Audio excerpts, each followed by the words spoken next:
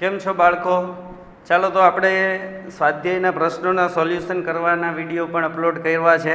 તો સૌપ્રથમ આપણે પ્રકરણ ત્રીજું જે આપણે પૂરું કર્યું એના સ્વાધ્યાયના પ્રશ્નોની ક્રમશઃ ચર્ચા કરીએ. એટલે તમારે આખા ક્યારેક કદાચ કોઈ સ્વાધ્યાય છે એના પ્રશ્નોનું સોલ્યુશન મેળવવું હોય તો એક વિડીયો જોઈ લ્યો એટલે તમને ક્રમમાં 2 થી 3 વિડીયોની અંદર આપણે બધા પ્રશ્નો આવરી લઈએ એવા પ્રયત્નો કરશું. ચાલો તો પ્રકરણ 3 જે છે તત્વોના ગુણધર્મો અને તેનું આવર્તી વલણ, એમાં પ્રશ્નો સ્વાધ્યાયમાં પહેલો પ્રશ્ન છે આવર્ત કોષ્ટકમાં ગોઠવણીનો મુખ્ય આધાર શું છે? આવર્ત કોષ્ટકમાં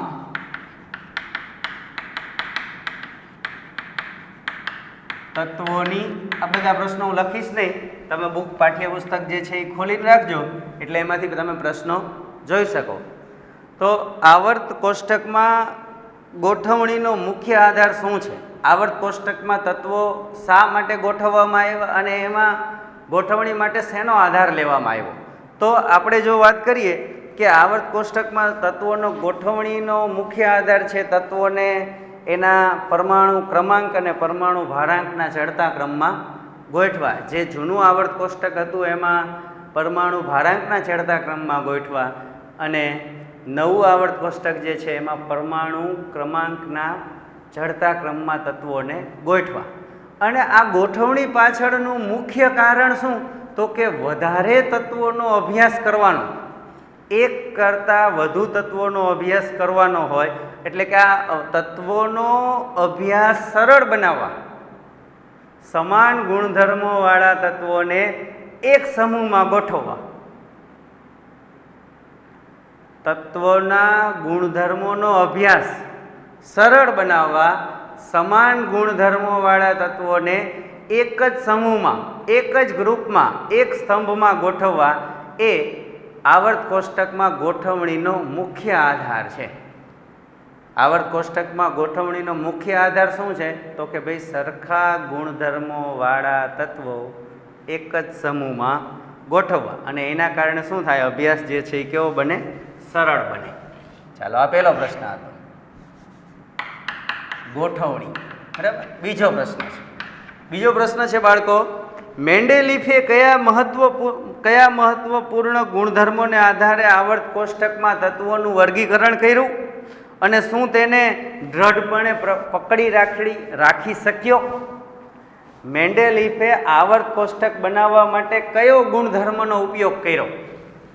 મેન્ડેલીફનું આવર્ત કોષ્ટક.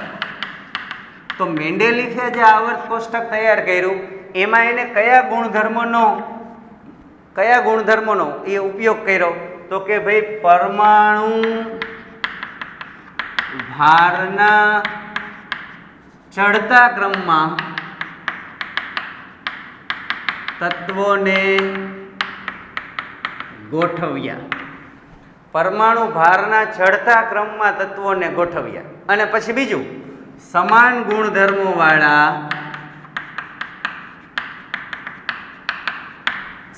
ગુણધર્મોવાળા જે તત્વો છે એ કેવા આવવા જોઈએ? એક જ સમૂહમાં આવવા જોઈએ. એ રીતે એને તત્વોની ગોઠવણી કરી. હવે પછી એમ કીધું છે શું તેને દ્રઢપણે પકડી રાખી શક્યો? એટલે કે આ ગુણધર્મને પરમાણુ ભારના ચડતા ક્રમમાં ગોઠવા, આ ગુણધર્મને એ સતત સુધી પકડી રાખી શક્યો? તો કે ના, ક્યાંક એને ખાલી રાખી જગ્યાઓ. શું કામ ખાલી રાખી? તો કે એકા એલ્યુમિનિયમ અને એકા સિલિકોન આ તત્વ ઉપલબ્ધ નહોતા. એટલે જે પરમાણુ ભારના ચડતા ક્રમમાં ગોઠવતા જે તત્વ આવતા હતા એના ગુણધર્મો જો આગલી હારના તત્વોને મળતા ન આવતા હોય તો એને જે સ્થાન છે એ કેવા રાખ્યા? ખાલી રાખ્યા. એ સ્થાન જે છે એને ખાલી રાખ્યા. જો મેન્ડેલીફનું આવર્ત કોષ્ટક તમને પાના નંબર 73 ઉપર આપેલું છે, 73 ઉપર. તો એ 73 ઉપર જે આવર્ત કોષ્ટક આપ્યું છે એ આવર્ત કોષ્ટકમાં એને એલ્યુમિનિયમની નીચે એક જગ્યા ખાલી રાખી એલ્યુમિનિયમની નીચે એને શું કર્યું તો કે એક જગ્યા જે છે એ શું રાખી, ખાલી રાખી. શું કામ ખાલી રાખી તો કે એને એ એવું માનતો હતો કે ભાઈ આ જે તત્વ જે છે એ કેવું છે, શોધી આ જે તત્વ છે એ શોધી શકાશે. આ તત્વ હજી ગુણધર્મોવાળું તત્વ હાજર નથી. સલ્ફર, સિલિકોન, એલ્યુમિનિયમ અને સિલિકોન, બરાબર, એલ્યુમિનિયમ, સિલિકોન. પછી એ જે તત્વ છે એલ્યુમિનિયમની નીચેનું જે તત્વ છે અહીંયા આપણે જેને કહીએ છીએ ગેલિયમ, ગેલિયમ અને જર્મેનિયમ. આ જે તત્વ શોધાયા પછી શોધાયા તો એ જે ગેલિયમ અને જર્મેનિયમની સ્થાન જે છે એને શું રાખ્યા હતા, ખાલી રાખ્યા હતા. એ સ્થાન એને ખાલી રાખ્યા હતા કે અહીંયા આ જે તત્વ છે એ શોધી શકાશે. અને એને એની આગાહી પણ કરી હતી. એને એની શું કરી હતી, આગાહી કરી હતી. ભલે પછી આર્સેનિક જે તત્વ છે, ઝીંક અને આર્સેનિક, ઝીંક અને આર્સેનિક ત્યારે ઉપલબ્ધ હતા તો એ તત્વોમાં ઝીંક પછી તરત આર્સેનિક જ આવે. ચડતા ક્રમમાં ગોઠવે તો 65.4 પછી સીધું 75 પરમાણુ ભાર આવે.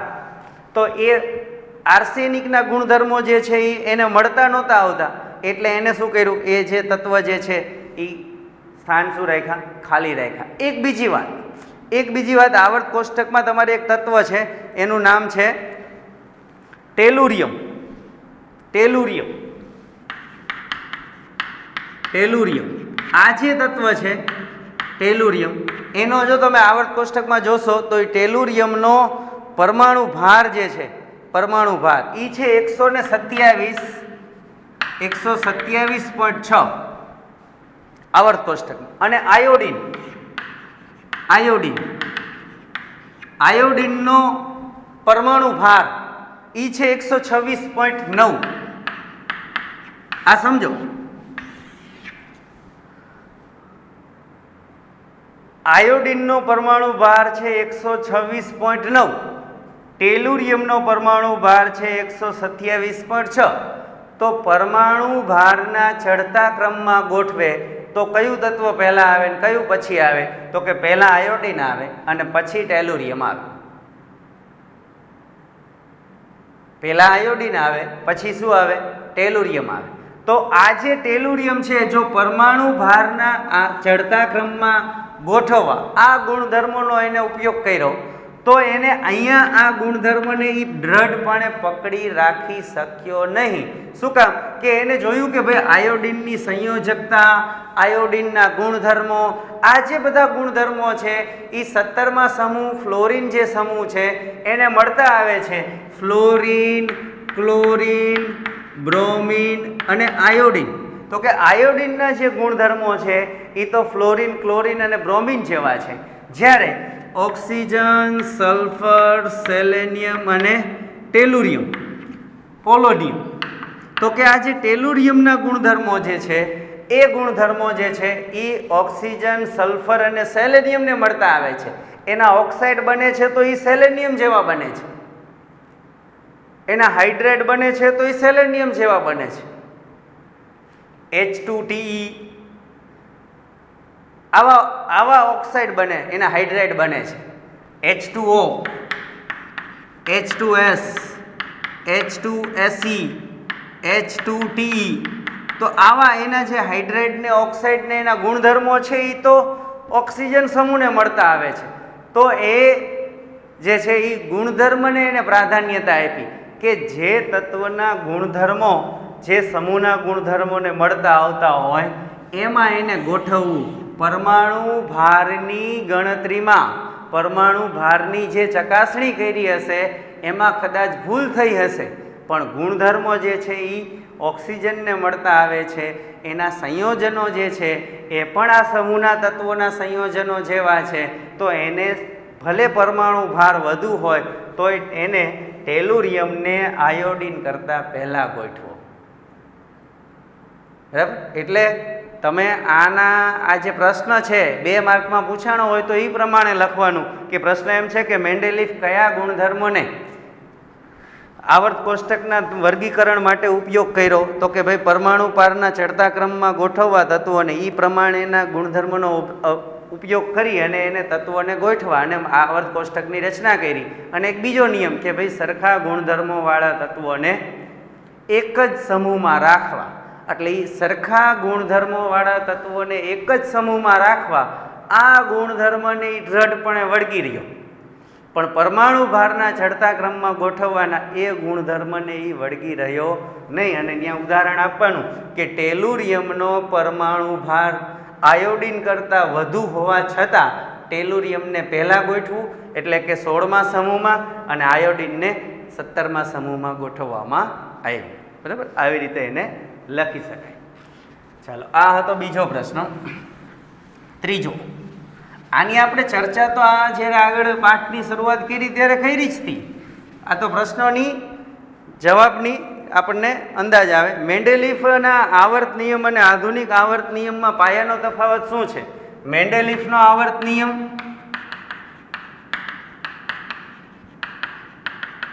અને આધુનિક આવર્ત નિયમ.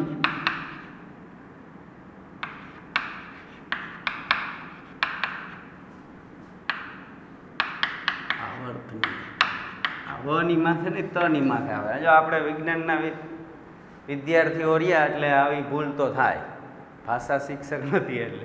બરાબર, તો મેન્ડેલિફનો આવર્ત નિયમ અને આધુનિક આવર્ત નિયમ. મેન્ડેલિફે કયા આવર્ત નિયમ કે ભાઈ તત્વોના ગુણધર્મો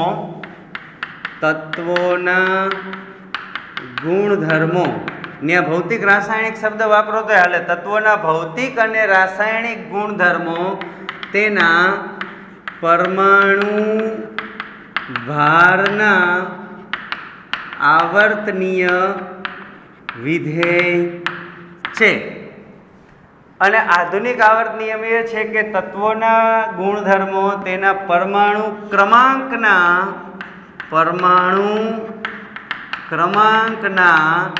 આવર્તનીય વિધેયો છે. એ કહેવાયું માગે છે કે તત્વના ગુણધર્મો પરમાણુ ભારના ચડતા ક્રમમાં ગોઠવશો તો અમુક તત્વો પછી પાછા એ જ ગુણધર્મોવાળા તત્વોનું પુનરાવર્તન ક્રમશઃ થશે. પછી પરમાણુ ભારના બદલે જ્યારે પરમાણુ ક્રમાંકની શોધ થઈ, પરમાણુ ક્રમાંકની શોધ થયા પછી નવો આવર્ત નિયમ અસ્તિત્વમાં આવ્યો. એ જે છે પરમાણુ ક્રમાંકના આધારે પરમાણુ ક્રમાંકના ચડતા ક્રમમાં તત્વોને ગોઠવવાના, અને એ આવર્ત કોષ્ટક બન્યું એ વધારે સુસંગતતાવાળું બન્યું અને તત્વોના ભૌતિક રાસાયણિક ગુણધર્મો જે છે એમાં પણ સામ્યતા જોવા મળી. બરાબર છે. તો બે આવર્ત નિયમ આપણને આવડે છે. મેન્ડેલિફનો તો કે તત્વોના ગુણધર્મો તેના પરમાણુ ભારના આવર્તનીય વિધેયો છે. આધુનિક આવર્ત નિયમ છે એ તત્વોના ગુણધર્મો તેના પરમાણુ ક્રમાંકના આવર્તનીય વિધેયો છે. આ છે ત્રીજો પ્રશ્ન.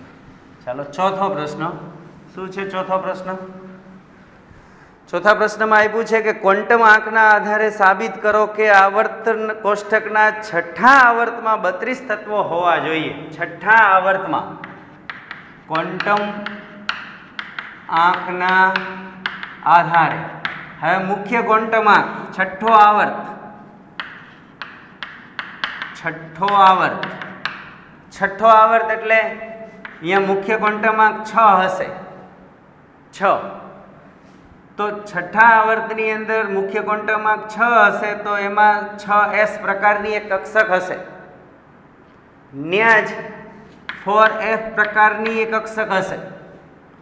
એ જ આવર્તમાં 5d પ્રકારની એક કક્ષક હશે અને એક હશે 6p પ્રકારની કક્ષક વાળા તત્વો આ આવર્તમાં હશે. આપણને મેં તમને શરૂઆતમાં જ કીધું હતું કે 1s2 2s2 2p6 3s2 3p6 4s2 3d10 4p6 5s2 4d10 અને 5p6 6s2 4f14 5d10 અને 6p6 7s2 5f14 6d10 અને 7p6. આટલે સુધીનું તમારે ઇલેક્ટ્રોન ગોઠવણી યાદ રાખવાની છે. પાઠની શરૂઆતમાં આપણે વારંવાર પહેલો આવર્ત, બીજો આવર્ત, ત્રીજો આવર્ત, ચોથો, પાંચમો, છઠ્ઠો અને સાતમો 118 તત્વો ને આવી જાય એટલા જ છે આપણે અભ્યાસ કરવાનો. બીજા તો હજી આપણે જ્યારે ભણીને ઉતરી જશું એના 5 વર્ષો પછી નવા તત્વો શોધાશે. અત્યારે આપણને આટલા આવડે એટલે બધા તત્વોની ઇલેક્ટ્રોન ગોઠવણી આવડી જાય. તો આટલું જ યાદ રાખવાનું છે. મેં કીધું તું યાદ રાખજો, બરાબર. તો હવે આ છઠ્ઠા આવર્તમાં આટલી કક્ષકો ઉપલબ્ધ છે. તો એસ પ્રકારની કક્ષક જે હોય એની અંદર 2 ઇલેક્ટ્રોન સમાઈ શકે. પી એફ પ્રકારની જે કક્ષક હોય એમાં 7 ઇલેક્ટ્રોન 14 ઇલેક્ટ્રોન સમાઈ શકે.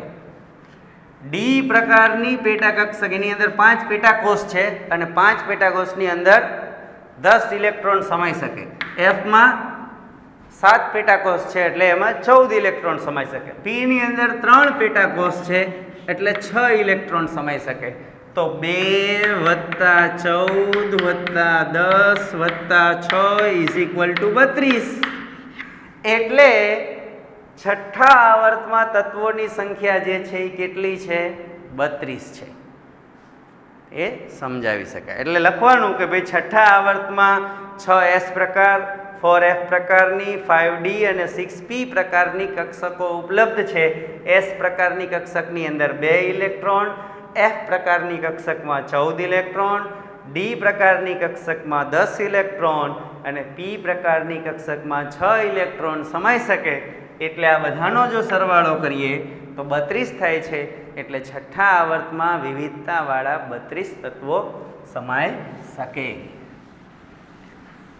ચાલો, એના પછીનો પ્રશ્ન છે નંબર 5મો.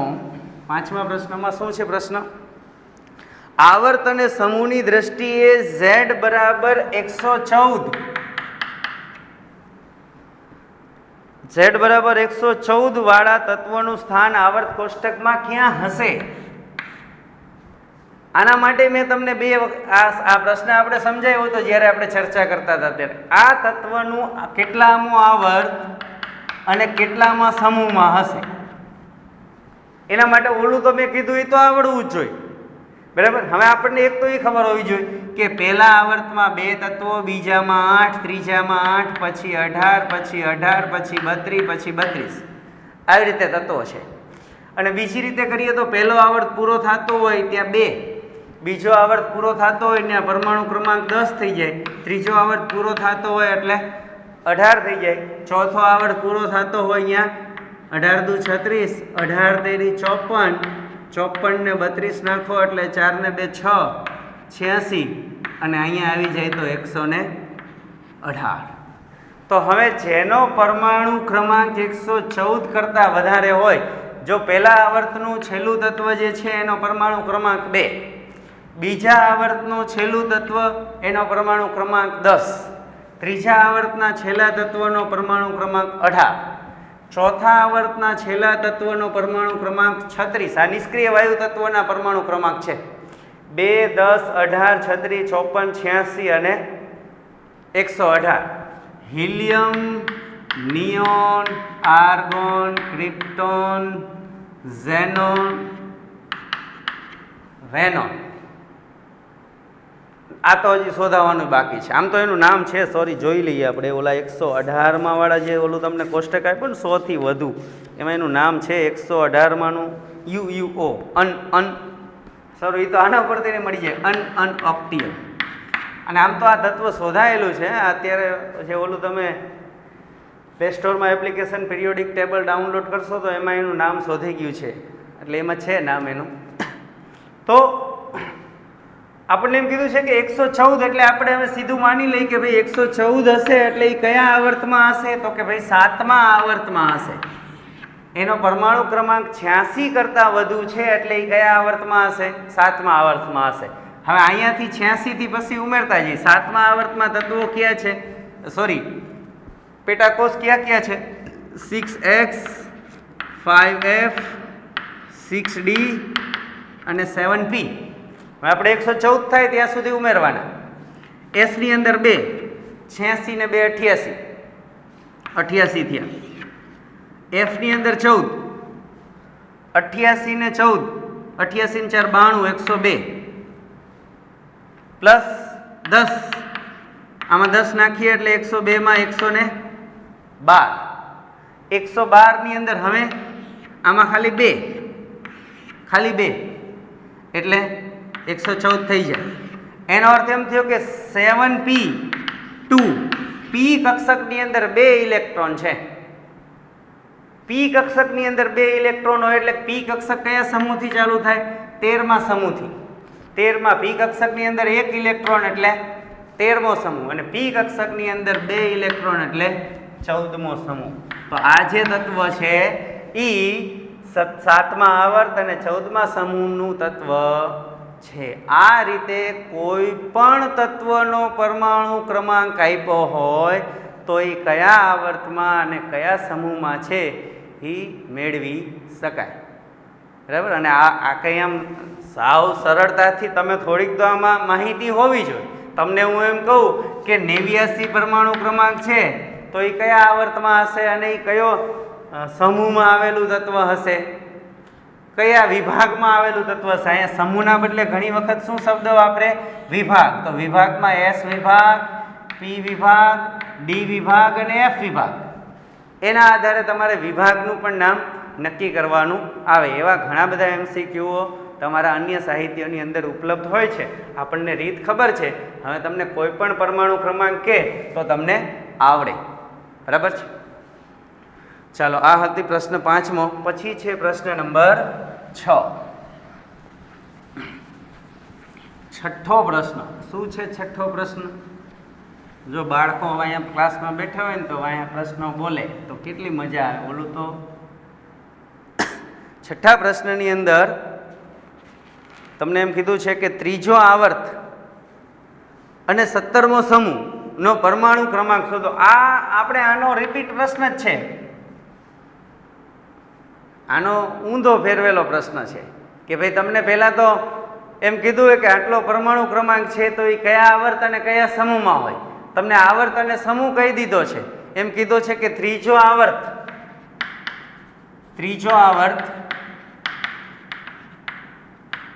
અને 17મો સમૂહ અને ત્રીજો આવર્ત. તો આ જે તત્વનો પરમાણુ ક્રમાંક શું હશે? બરાબર. તો હવે પહેલાં તો ત્રીજો આવર્ત હોય એટલે પરમાણુ ક્રમાંક છે એ 10 કરતાં વધુ હોય, 10 અને 18ની વચ્ચે હોય.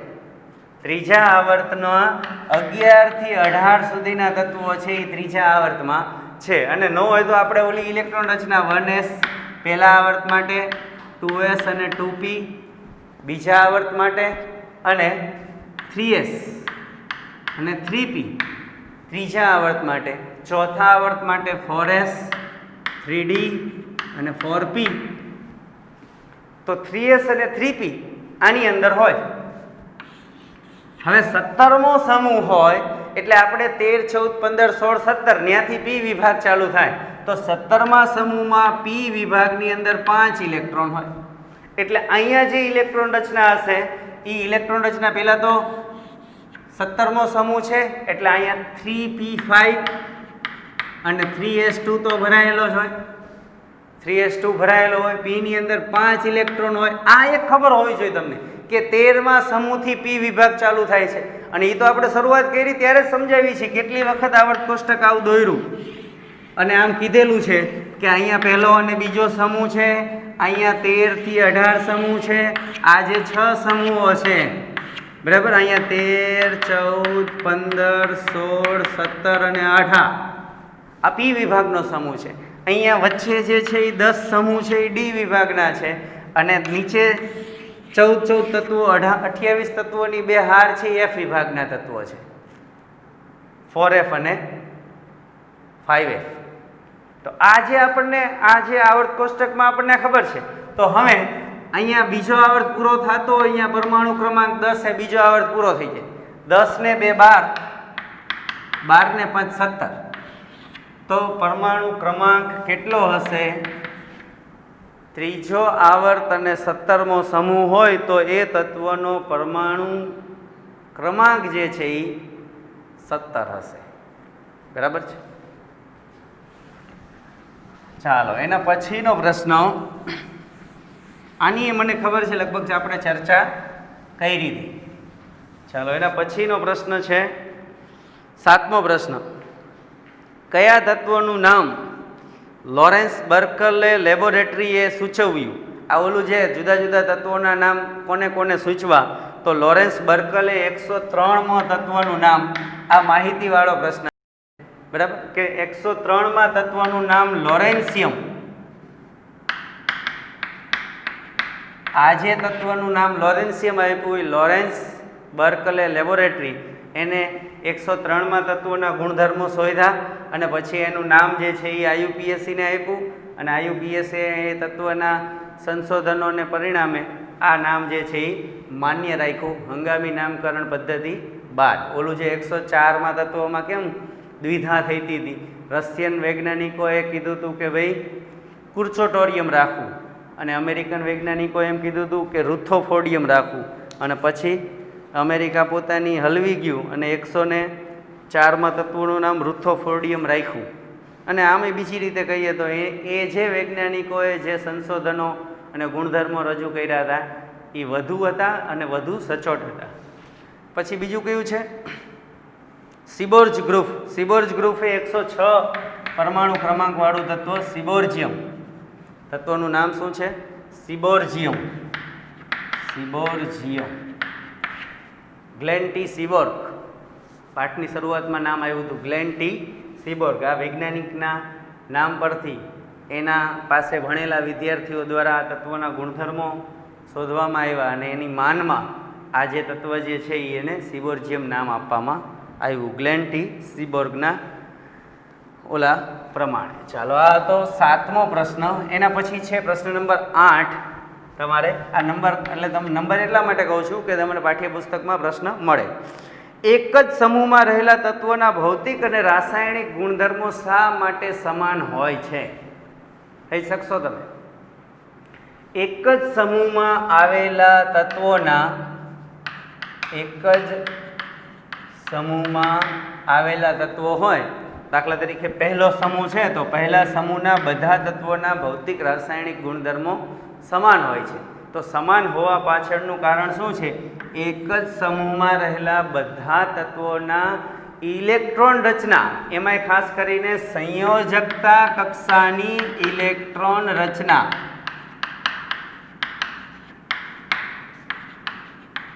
સમાન હોય છે. એક જ સમૂહમાં આવેલા બધા તત્વોના સંયોજકતા કક્ષાની ઇલેક્ટ્રોન રચના સમાન હોય છે, સમાન.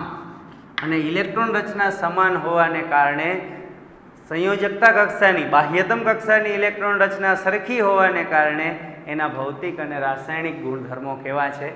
સરખા છે. તો આપણે આટલા પ્રશ્નો અહીંયા રાખીએ. આના પછીના વિડીયોમાં આપણે આગળના પ્રશ્નોની ચર્ચા કરશું. અસ્તુ.